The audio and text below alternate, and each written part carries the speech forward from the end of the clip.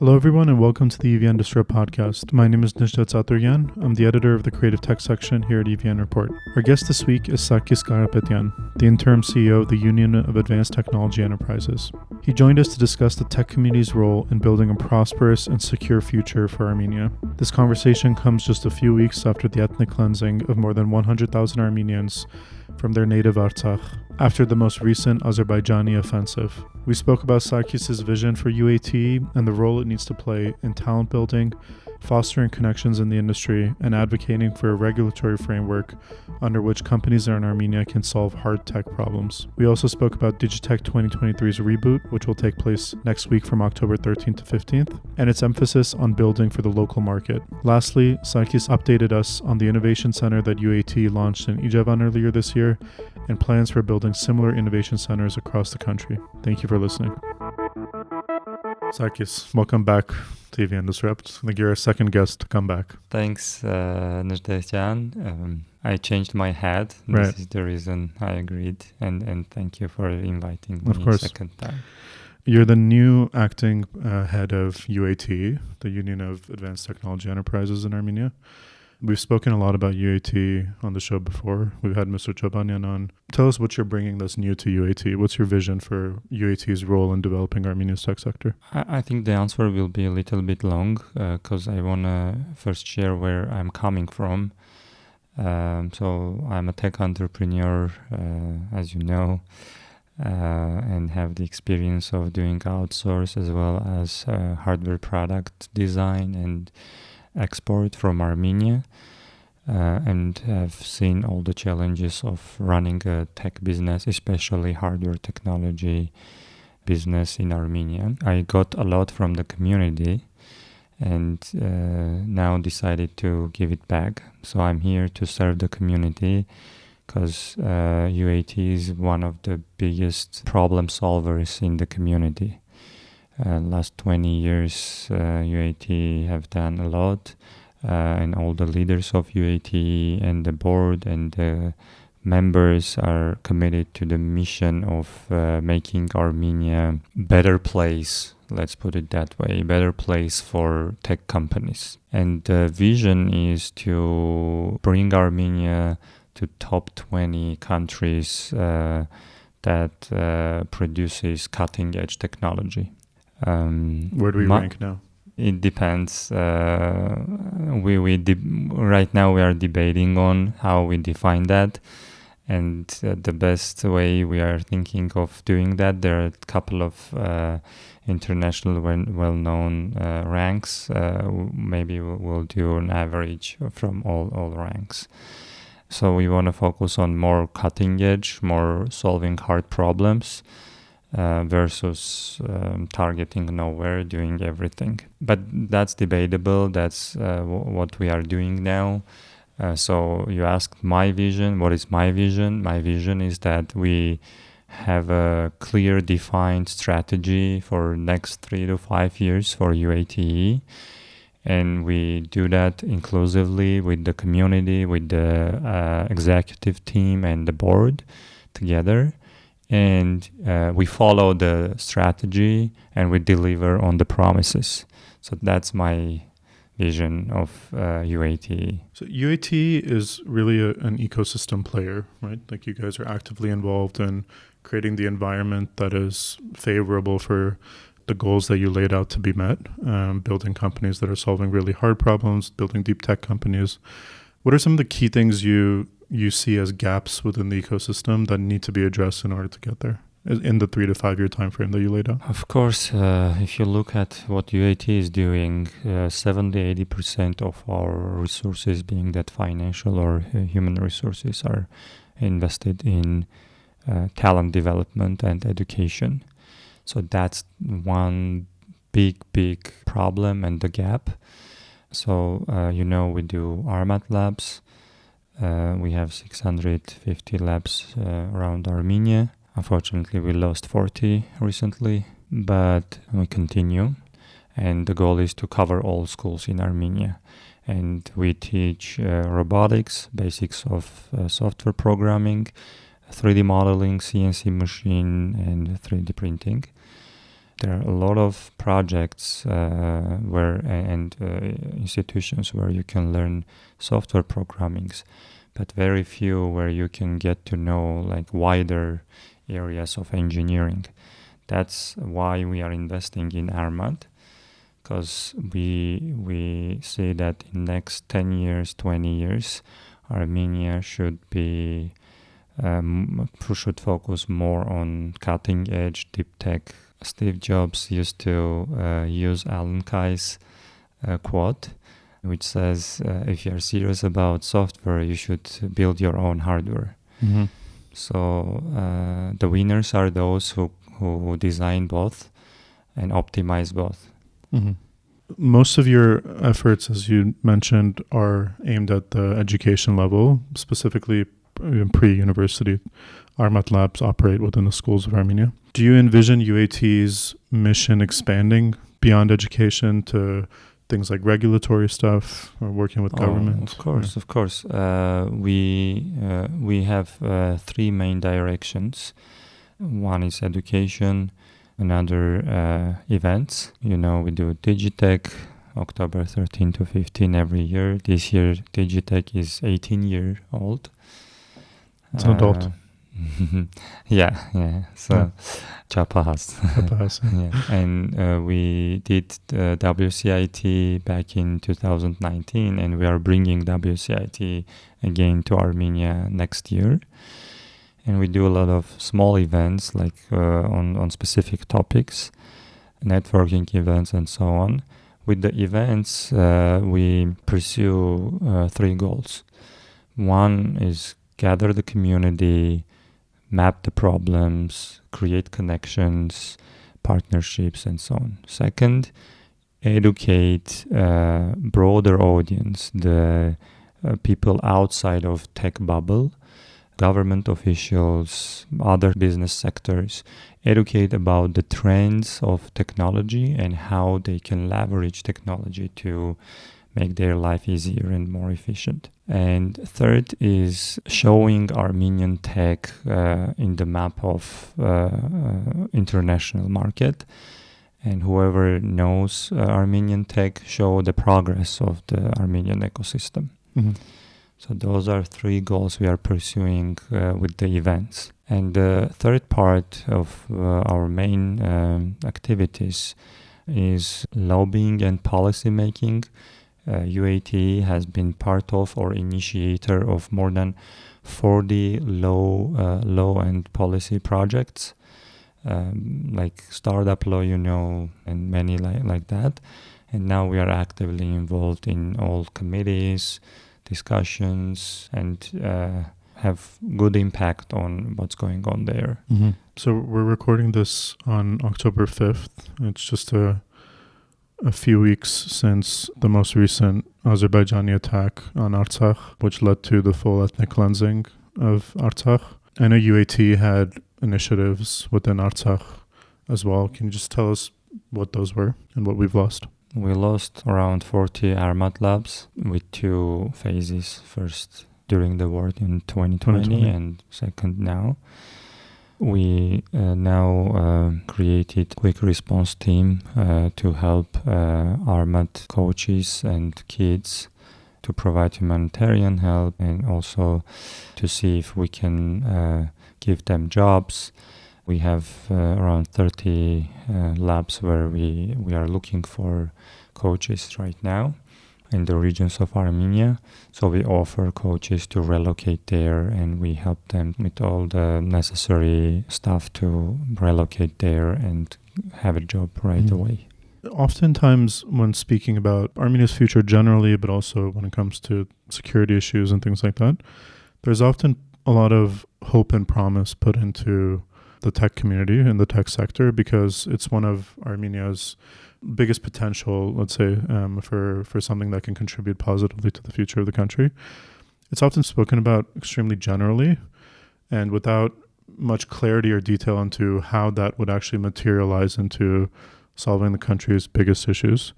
So UAT is in many ways represents the community, is a leader of the community. How do you guys think about what the response to an event like this, which is one of the worst things that we had ever feared would happen to Armenia's modern republic's history. Like, how do you even start to think about something like that? Let's understand that UATE is a union with more than 120 companies, people of different political views, different philosophies of life, different types of businesses. Like, you can't compare an outsourcing 10-member team CEO with CEO of international organization in Armenia, like international branch in Armenia, right? So in that terms, we are trying to focus on problems where we have consensus, and sometimes we don't get to consensus with all the members or board members. But security is something that people are worried, and it relates to all. Though we might not have consensus on ways of doing how we react to that, but there is a consensus that we should react and we should act. And different members are doing different projects, and we are trying to unite like-minded people together onto different directions. But let's not forget that UATE is a institution that is working more on strategic things. So we should demand from the organizations like emergency ministry or social services ministry to act on short-term things, and we continue focusing on strategic and long-term things. I'm not saying that we don't do anything, we don't want to do anything. For the short term. But like doing some humanitarian help is like you should shut up and do it. Right. Just do it, right? There is no need to talk about that. But what we want to do to avoid these kind of situations is that comprehensive defense system, համապարփակ պաշտպանության եւ անվտանգության համակարգ. UAT sponsored Hracha Arzumanyan. He did very great and deep research and published a book called Horizons, which describes how successful this comprehensive defense system is implemented in Finland, in Swiss, in Israel, and other countries. And the main idea is how small countries can defend themselves against big economies and militaries like we have, like Turkey and Azerbaijan in the region. And now there is a center that works on, like, there are two processes from bottom up and top down. Now Hracha Arzumanyan and Vahagan Pogosyan, the CEO of Instigate, who used to be on the board of UAT, they are working on Security Council now. They are hired by Security Council As advisors? As advisors to create a strategy and vision on like governmental level, how we implement that, how we go that way. Mm-hmm. And from bottom up, tech communities are sponsoring and participating in trainings. Right now, starting from October 2, there is a training going on where mostly tech people are participating. So 10 days trainings and then 15 days using those trainings. What are they being trained on? They get basic military training, and then there is a chance to get trainings on drone operator, cybersecurity, whatever. And the goal is to work with, it's in partnership with MOD. Mm-hmm. The goal is, if this pilot goes well, the goal is that we work with MOD. The HR people become the organizers of this training within the companies. So HRs will plan who, when, and for which period is going to have these trainings. Mm-hmm. And the goal is that we have all IT people getting these trainings at least once. Mm-hmm. And then continue regularly. Right. It's interesting that it's coordinated within the company. It shows that there's buy-in from the members of UATE, of the companies, to see the importance of it. Let's shift gears a little bit. We can talk about that for a long time, and I hope we'll maybe one day do an episode just on defense tech with one of your members. But let's talk about Digitec. Digitec is your annual conference that UATE puts on every year. This is the second one that's taking place because earlier in March, the 2022 version happened after it was postponed because of the September attacks of last year. You guys are marketing this year's Digitec as a reboot. Why is it being rebooted? Why did it need to be rebooted? Every good thing, however good it be, comes to the point that the environment changes and the community changes and you need to adapt. So when Digitec was born in 2005, the community was very small, the problems were very different.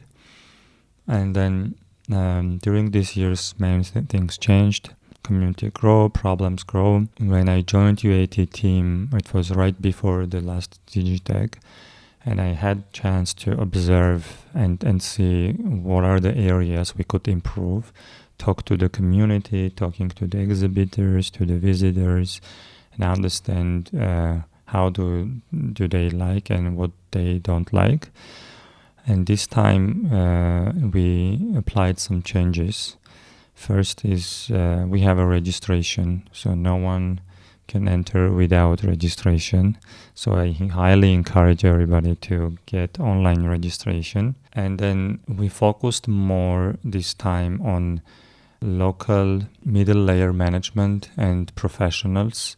So instead of having a big summit and conference with well-known names, this time we'll do small auditoriums and we'll have a lot of specific topics, discussions on different fields of tech and running tech business and so on. We put high stress on startups. We are subsidizing around 30 startups. High Tech Ministry is subsidizing around 10 startups or more. So you mean subsidizing their presence at Digitec? Yeah, so like this time we'll have over 50 startups. That's great. New startups. Of course, we have Series A, B startups like Crisp, 10Web, and so on, but we also have a lot of new things. So ones that we haven't necessarily heard of. Let's come and see what are the next Crisps and 10Webs, who is coming up next. We have a elevator, like real elevator within the expo, where we'll have investors, real investors, active investors within the elevators. And I highly encourage startup founders, even if you don't have a booth in Digitec, you are more than welcomed to come as a visitor and deliver your 1-minute pitch to investors within the elevator. Yeah. So sharpen your pitches, founders. Yeah. The idea is to show that tech is everywhere, and we are inviting ministries to create this discussion, like private-public discussions, partnership discussions, and also we have been receiving a lot of requests from different governmental organizations that they want to work with high tech, with tech companies in Armenia, but there are some challenges. Either they don't apply or do not comply, or this is the high tech ministry that's making that? No, not only high tech ministry. So ministries in general. So we have a goal to start discussions around these topics within Digitec. And also we have we put on stress on research institutions and educational institutions who are now actively transforming into providing more STEM education and opening up new fields for new tech educational programs and so on. It will be full of research institutions and educational institutions that are focused on tech. One of the things that excited me about one of the focuses that you guys are putting on is showing that tech is not limited to like just a very like specific product that is considered to be very technical, but rather tech is something that impacts every sector, every industry in the country. And the idea to sort of help the local economy become more productive through technical solutions that our industry can provide them. Tell us a little bit about how those sort of meetings of the minds take place at Digitec. How do you guys encourage that? Well, as I mentioned, I'm coming from the community, and I know most of the community very well. So we are going after them. We are picking like, hey, we know you're building something interesting. Let's showcase this. And the reason we do this is, as I mentioned, we want to show the world that Armenian tech is growing despite everything that is happening in our country. And we want to show that we are getting used to act and perform in different directions parallelly. We are in humanitarian crisis now, but the industry is a reliable partner. This time, first time, we invited international media. We'll have reporters from Forbes, Benzinga, Independent, and Make Use of It, confirmed. It's fantastic. This is the first time Digitec will be covered by this media. You'll see, shifted a little bit away from the question, but coming back, you'll see agricultural drones like acting right on front of the building. You will see laser wars, like we need to train, and technology has to do there a lot as well. You'll see Gumbet. In front of the building. Now it's a mainstream topic. Digitec is financing one Gumbet, and we encourage everybody to donate to this project. You'll see talks in the conferences like why your next business should be in medtech or health tech. And many different areas like Web3. We have presence of Web3. We have presence of AI companies. Tech is everywhere. Yeah, it's a challenge because you have to in some ways incentivize both sides, because for building for the local market, tech companies, because tech by its very nature is a very global market. Often people will try to go for a smaller piece of the pie that rewards more in the global market than to build for the local one. That's just a monetary incentive. And then traditional businesses are not necessarily used to adopting high-tech solutions. They think it might be too complicated. They don't have the expertise. Like, for instance, in countries like in Canada, the government heavily subsidizes the implementation of ERP systems, enterprise resource planning systems, up to the tune of like hundreds of thousands of dollars for each company. And it's really surprising when you hear it at first, because you think, why does the government want to buy expensive, fancy accounting packages for companies? But the productivity increase by implementing one is so high that the cost outweighs the economic increase that the country sees. So do you see the need for almost sort of like a third party, typically the government, to come in and incentivize these two parties to work together? Short answer, yes. Long answer, problems are in many different shapes and layers. I have the experience of working in local market. So tech businesses are competing globally, and they grow really fast and change really fast, and they adopt the culture, the business culture, mainly Western culture, but local businesses aren't. So that's the main challenge of two working together, because they don't understand, they don't talk the same language. Right. And then another layer are working with the government. Government has no capacity and experts to write technical requirements to define the problems. So usually problems are there. And our procurement process is that just you have to pick the one that is cheaper. That's a huge problem, quality problem. Another problem is that we don't have standards. And sometimes international standards are not effective or do not work well in our circumstances. So I think we need to go after creating our own standards or adopting international standards or customizing them. So we don't need to invent the wheel, but we need to customize it. For example, security issues, right? Information security, like you can't keep the government data in the cloud somewhere. You don't own that cloud, or you don't know where is it stored. And starting from that to cyber attacks from Azerbaijanis and so on. So we need to adopt the standards to solve our problems. Yeah. Coming back to something you said earlier, international media will be covering Digitec for the first time. You guys also have made a point to try to bring in countries within Armenia's region, our neighboring countries, to participate in Digitec.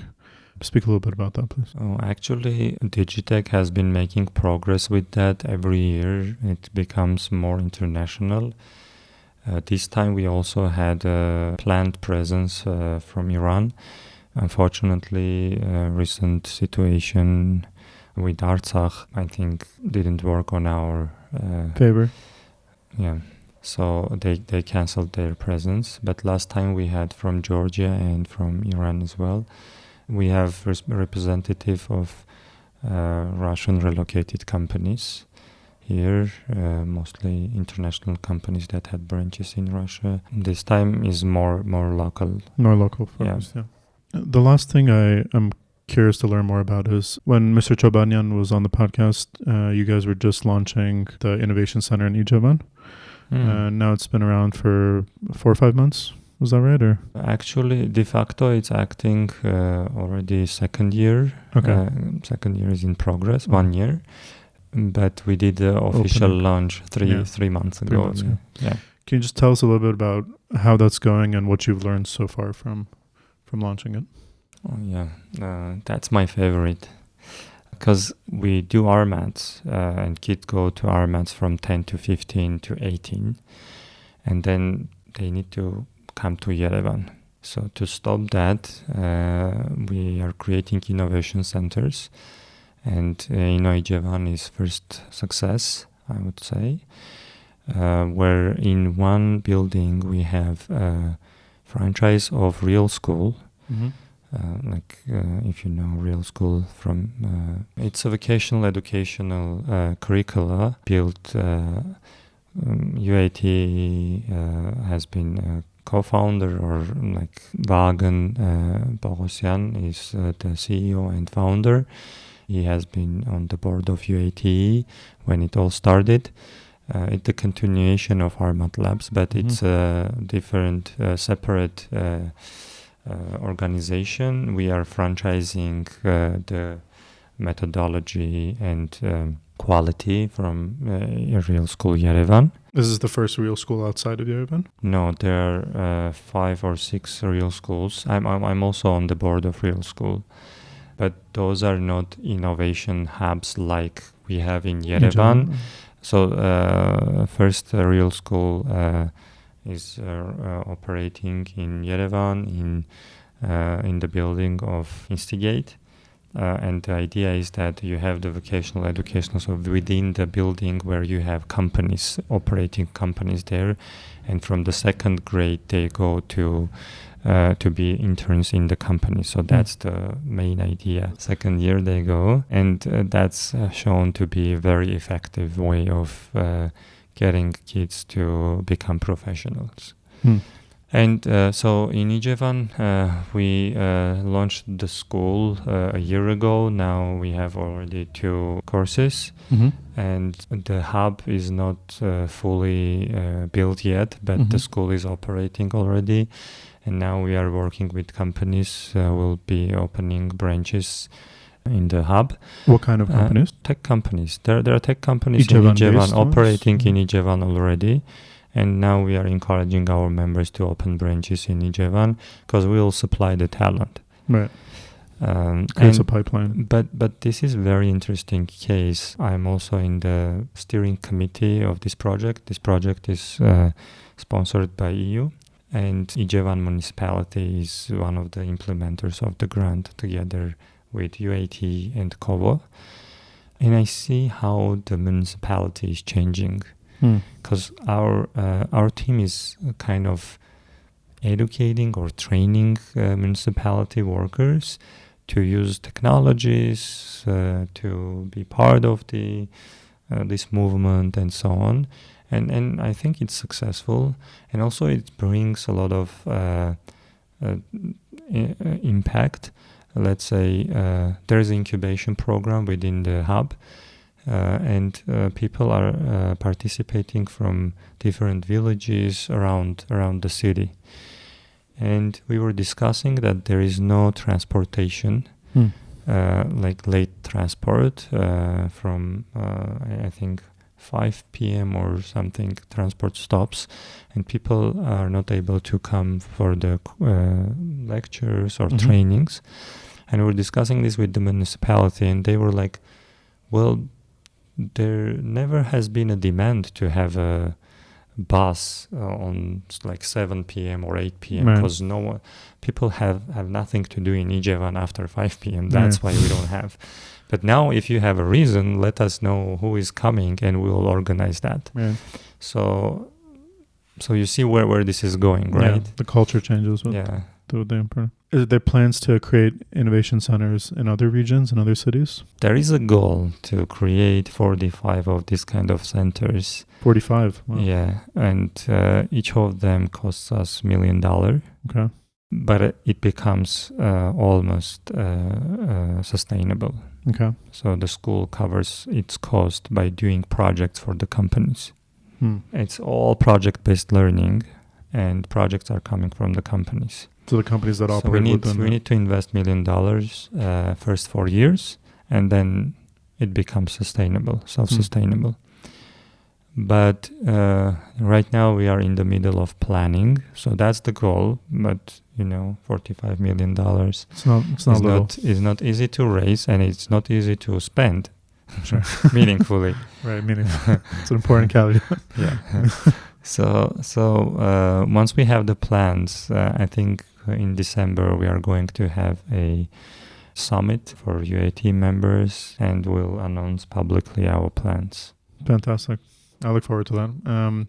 That's a topic that's very close to my heart because I spent a lot of time living outside of Ijevan as well. And I've told the story on the podcast before, but when I was teaching Python in Kapan, one of my students very bluntly came up to me and said, like, why did you come here to teach us Python? What are we supposed to do with it?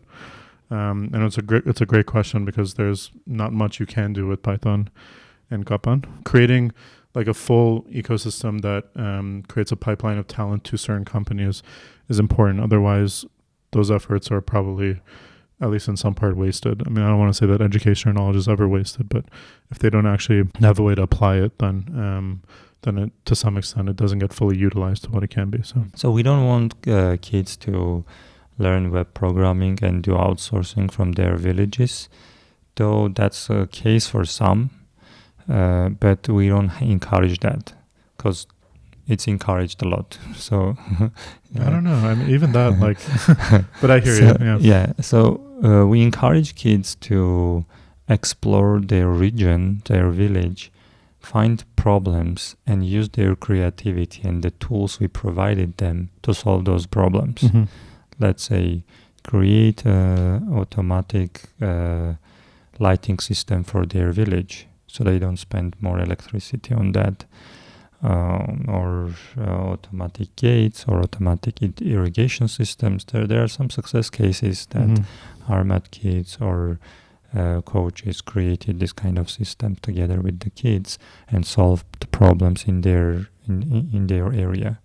Yeah, it's also why the work of the Armats of the world and Tumo as well in the regions is not just in the regions, anywhere is so important because when you're teaching that stuff to kids or people who haven't yet graduated school, aren't adults and need to like provide for their family, they're not yet thinking about what do I need to learn right now to make money tomorrow.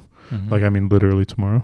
Do you still have time to sort of incubate that interest and the desire within them so that maybe by the time they graduate, they can either implement something themselves, start something themselves that is self-sufficient, or hopefully by the time they graduate, the UATs of the world have created the environment in which they can work in their regions without having to move to Ijevan or outside of Armenia. Sargis, thank you so much for the work you and UAT are doing. These are not easy times for Armenia, but it makes me happy that people like you are continuing your work and creating a better tomorrow for Armenia. Thank you. Thank you, Ijevan. We really appreciate the work you do, telling the story of Armenian tech to the world. I think we need a lot of Nejdes to come to Armenia and do whatever they do best. Now, more than ever, we need smart and bright people like you to relocate to Armenia. I hope better people will come. Thank you, Sargis.